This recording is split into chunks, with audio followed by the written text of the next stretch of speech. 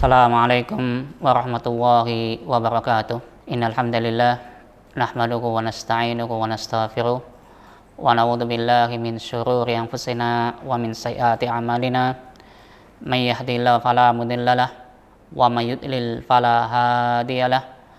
Asyhadu an la ilaha illallah wahdahu la syarikalah wa asyhadu anna Muhammadan abduhu wa rasuluh. Qala Allah ta'ala: Ya ayyuhalladzina amanu taqullaha haqqa tuqatih wa la tamutunna illa wa antum muslimun.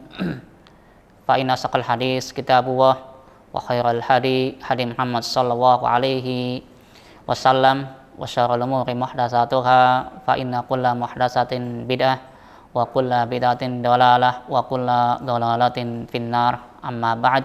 Ikhwan fiddin, azani Allah wa yakum. Kita pada kesempatan hari ini alhamdulillah bersyukur kepada Allah Subhanahu wa taala di mana Allah Subhanahu wa taala memberikan karunia-Nya, kenikmatan-kenikmatannya buat kita semuanya. Di antara nikmat yang besar yang Allah Subhanahu wa taala berikan kepada kita adalah nikmat hidayah, nikmat di dalam agama Islam ini, memeluk agama Islam ini, agama yang diridhoi oleh Allah Subhanahu wa taala, agama yang memberikan jalan petunjuk yang benar, jalan petunjuk yang jelas, di mana Allah Subhanahu wa taala telah memberikan kepada kita semuanya, yaitu kitab. Allah Subhanahu wa taala menurunkan kitab Al-Qur'an, kitab yang terbaik, kitab yang paling mulia, kitab yang disampaikan melalui malaikat yang paling mulia kepada nabi kita yang paling mulia, dan tentunya kita bangga menjadi umat yang paling mulia.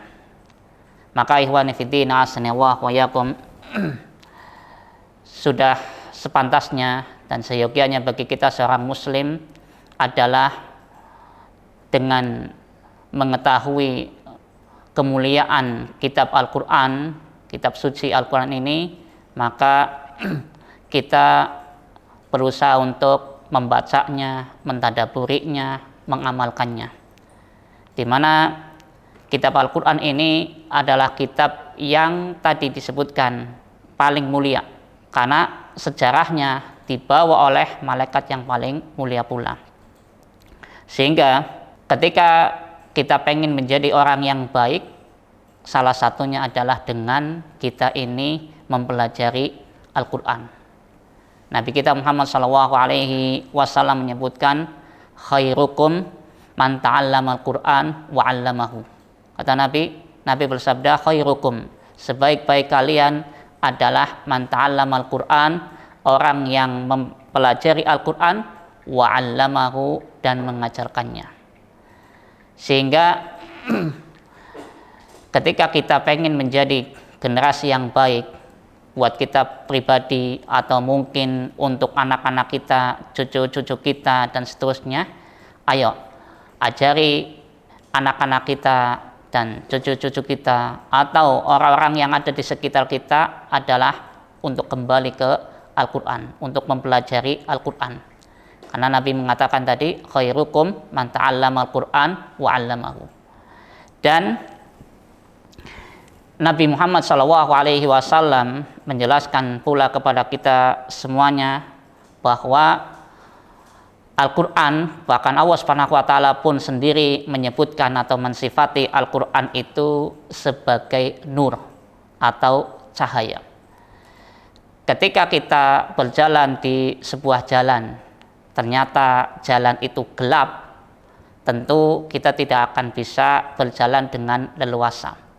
Tapi ketika kita berjalan dan ada cahaya yang meneranginya, maka otomatis kita pun bisa berjalan dengan leluasa.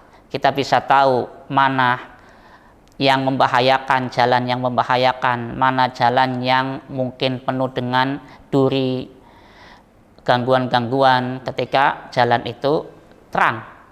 Tapi ketika jalan itu tidak terang atau gelap, maka dipastikan kita mungkin akan apa? Terkena mungkin duri atau mungkin paku dan seterusnya. Allah Subhanahu wa taala mensifati Al-Qur'an itu adalah nur. Maka kita dapati Allah Subhanahu wa taala berfirman, "Qad ja'akum minallahi nurun wa kitabum mubin." Qad ja'akum minallahi nurun, sungguh telah datang kepada kalian cahaya, wa kitabum mubin, dan kitab yang jelas. Ikhwan fillah, asani Allah wa yakum. Dari ayat ini pula jelas ternyata Al-Qur'an itu adalah cahaya dari Allah Subhanahu wa taala. Maka ketika seseorang berpegang teguh dengan Al-Qur'an, dia bisa tahu mana jalan yang benar, mana jalan yang diridhoi oleh Allah Subhanahu wa taala, dan dia pun tahu apa tujuan hidup kita di dunia ini. Ikhwan fillah, asani Allah wa yakum. Maka orang yang berakal akan menjadikan Al-Quran ini sebagai pedoman hidup.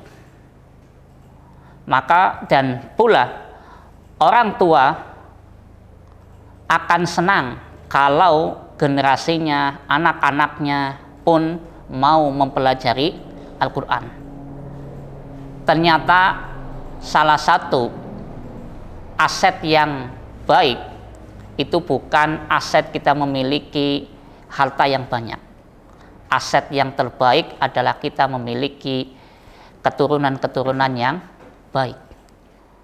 Maka jangan bosan-bosan kita mengajarkan kepada anak-anak kita Al-Quran. Para sahabat menjadi generasi yang terbaik adalah karena mereka mau mempelajari Al-Quran dari Nabi Muhammad SAW. Karena Nabi diutus adalah untuk menjelaskan isi Al-Quran. Nabi kita Muhammad SAW menyebutkan dalam hadisnya, "Idza mata banu Adam in qata amaluhu illa min salasin." Jika manusia itu meninggal dunia, maka terputuslah amalannya, kecuali 3 perkara. Salah satunya dari 3 perkara tadi adalah yaitu ilmu yang bermanfaat, kemudian waladun soleh, anak soleh yang mendoakan orang tuanya. Ilmu yang bermanfaat ketika seseorang anak itu mau membaca Al-Quran, kemudian mempelajarinya, dan ketika orang tua mengajari anaknya bisa membaca Al-Quran, otomatis orang tuanya dia mendapatkan pahala dari bacaan anak-anaknya tadi. Nah, ikhwan fiddin, asnillah wa yakum.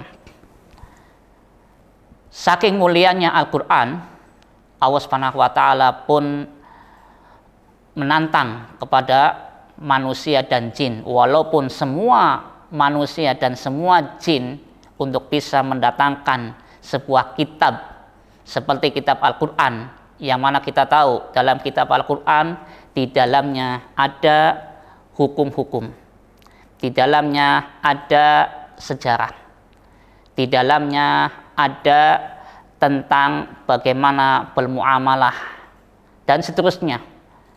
Kitab yang jelas lengkap. Maka tidak ada yang bisa membuat sebuah kitab yang semisal dengan Al-Quran. Allah Subhanahu wa taala menyebutkan dalam ayatnya, "Qul la in ijtama'atil insu wal jinnu ala ayyatu bimisli hadzal Qur'an la ya'tuna bimislihi walau kana ba'duhum li ba'din dhahira." Allah Subhanahu wa taala berfirman, "Qul, katakanlah wahai Muhammad, la in ijtama'atil insu wal jinnu," kalau seandainya semua manusia dan jin mereka berkumpul untuk bisa mendatangkan yang semisal dengan Al-Quran, la ya'tuna bimislihi, maka jelas mereka tidak akan bisa mendatangkannya yang semisal dengan Al-Quran, walau kana ba'duhum li ba'din dhahira, walaupun sebagian satu dengan sebagian yang lainnya saling membantu, mereka tidak akan bisa membuat kitab yang sama dengan Al-Quran. Ikhwan fillah, asani Allah wa yakum. Kalau seandainya kita disodori sebuah buku atau sebuah majalah, di mana majalah tadi mungkin bestseller atau buku tadi bestseller, buku yang mungkin tadi bestseller ya, artinya berarti kan laku keras, orang pada senang dengan buku tadi. Kira-kira kalau kita ini disuruh membaca buku tadi, buku yang bestseller, apakah kita akan membaca berulang-ulang majalah bestseller? Mungkin kita akan membaca satu kali sudah hatam, untuk membaca 2 kali agak males, apalagi suruh baca 2 kali, 3 kali, tambah males. Tapi Al-Quran ketika kita baca, bahkan hampir semua umat atau umat Islam ketika mereka sudah hatam membaca Al-Quran, tidak ada jenuh-jenuhnya mereka untuk mengulang kembali dan mengulang kembali. Beda dengan kitab buatan manusia. Kitab buatan manusia atau buku buatan manusia, semisal tadi, walaupun buku itu tadi bestseller atau majalah tadi bestseller, dia ketika disuruh baca lagi kayaknya mungkin agak malas atau jenuh. Tapi Al-Quran tidak. Ada orang yang 1 pekan sekali hatam, dia pengen menghatam kembali. Ada orang yang mungkin 1 bulan sudah hatam, pengen baca lagi. Ada pula yang mungkin hatamnya 1 tahun sekali, tetap dia ada usaha ingin bisa baca lagi dan baca lagi, karena ini termasuk bagian daripada keistimewaan Al-Quran. Maka ikhwani fiddin a'azzani Allah wa iyyakum, kitab Al-Quran ini adalah kitab yang paling mulia, kitab yang paling agung, dan kitab yang paling jujur, kitab yang kalau seseorang berhukum dengannya, dia akan menjadi orang yang adil. Orang yang kalau membaca Al-Quran dia bicara dengan memakai bahasa Al-Quran, jelas pembicaraan yang jujur. Seperti itu. Kalaupun berhukum tadi, hukum pun akan adil. Nah, ikhwan fiddin a'azzani Allah wa iyyakum, kita secara umum kita tidak boleh hasad, tapi terhadap orang yang gemar membaca Al-Quran, terhadap orang yang pintar membaca Al-Quran dan mau mengajari Al-Quran, kita boleh hasad dengan orang-orang yang seperti itu.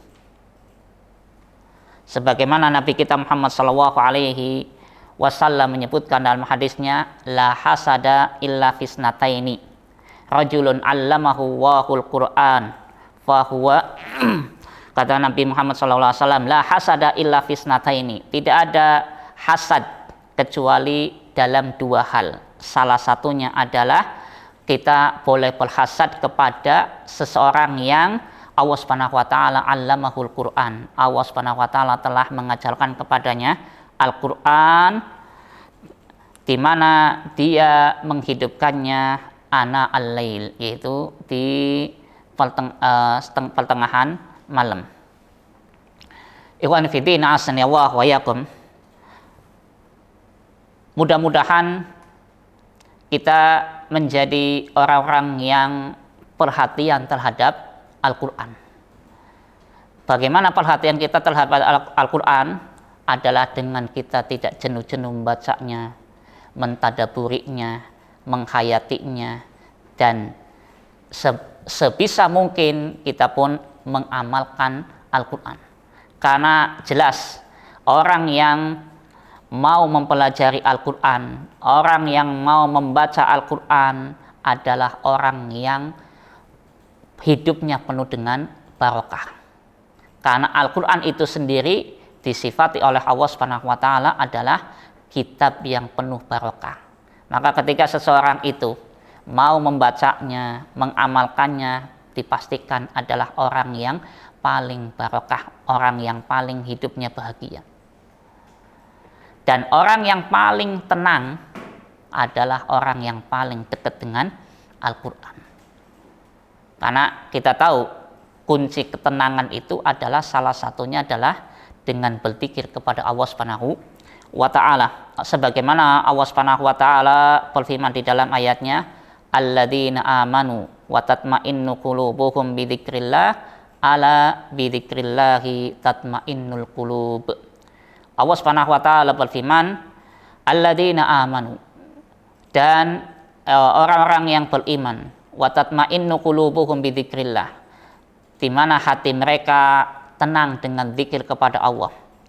Ala bidzikrillah, ketahuilah dengan berzikir kepada Allah, tatmainnul qulub, hati itu akan menjadi tenang. Jelas di saat mungkin seseorang mengalami persoalan hidup, mungkin dia stres, mungkin dia pusing, memikirkan masalah-masalah yang dia hadapi, maka untuk mendapatkan ketenangan, caranya adalah bukan dengan minum obat penenang, tapi cara yang paling ampuh adalah dengan dia memperbanyak zikir kepada Allah Subhanahu wa taala, yaitu salah satunya dengan membaca Al-Qur'an. Dipastikan ketika kita membaca Al-Qur'an, kita akan merasakan ketenangan. Kita akan merasakan stres kita akan hilang, galau kita akan hilang. Cara yang paling ampuh untuk mendapatkan ketenangan hati adalah dengan zikir kepada Allah Subhanahu wa taala, dengan memperbanyak membaca Al-Qur'an. Mudah-mudahan penjelasan yang singkat ini bisa bermanfaat buat kita semuanya dan bisa kita pahami. Wassallallahu ala nabiyina Muhammad wa ala alihi washabihi ajmain. Subhanaka wa bihamdika asyhadu an la ilaha illa anta astaghfiruka wa atubu ilaik. Assalamualaikum warahmatullahi wabarakatuh.